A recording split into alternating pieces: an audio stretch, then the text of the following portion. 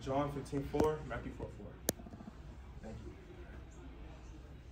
How many of you have experienced change? In the past year, I've experienced the most change I've ever experienced in my life. I moved 500 miles away from home, leaving Houston to go to Lubbock, to go to Texas Tech University to pursue a mechanical engineering degree. This was a hard change for me because I left on my own. I went from having home-cooked meals every day to now eating Chick-fil-A every day. I went from driving everywhere to now walking everywhere. I went from having my family and friends back me my entire life to now being on my own. This was probably one of the loneliest I've ever felt in my life. So today I'm going to help you go through your season of change. Firstly is know that you're not alone. In Joshua chapter 1, after Moses is dead, Joshua was set to be leader. Joshua was set to lead a people through an environment that was new to him. This to anybody would be scary. Some would say, oh, what if I fail? Others would say, oh, what if I die?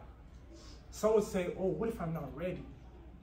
So the Lord reassures him in Joshua 1:4. No one will be able to stand against you. As I was with Moses, I will be with you.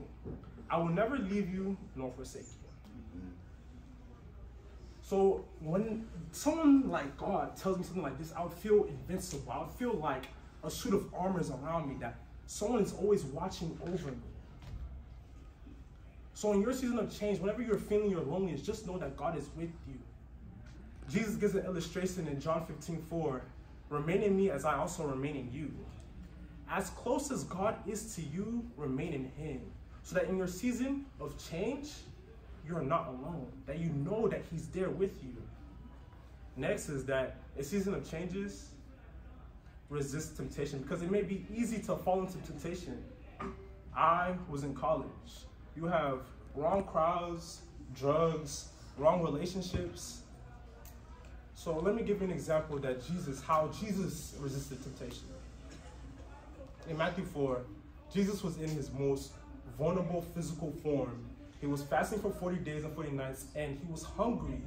The devil came to him and tried to tempt him. He said, turn this stone into bread. Jesus fought this temptation with scripture. He said in Matthew 4:4, it is written, man shall not live on bread alone, but on every word that comes from the mouth of God. So the next time that person comes to you and says, take this pill, say no. The next time that person tries to give you the drink that you know you shouldn't be drinking, say no. The next time that person says, come over, and you know you shouldn't be around that person, say no. Lastly, I would say is accept the change. We accept change by being faithful. In Job, the devil took everything from Job. He took his family, his health, his wealth. But Job still remained faithful to God. He never cursed God, even when others told him to curse God. Likewise, in our season of changes, we must remain faithful to God because we don't know what will happen later on in the future. So now we know, first, accept change. We know, resist temptation. And we also know that we're not alone.